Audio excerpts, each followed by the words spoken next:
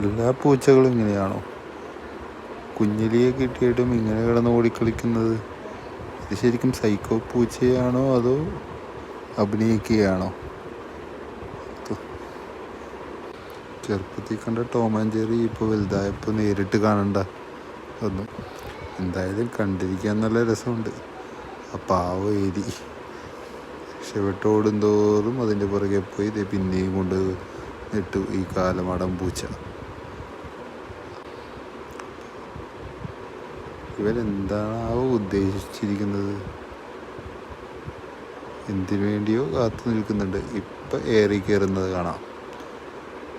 ജെറിക്ക് ഇത്രയും പവറുണ്ടോ?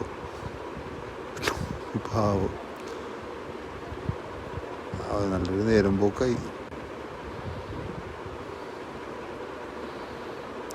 എന്നിട്ടും അതിനെത്തുന്നില്ല.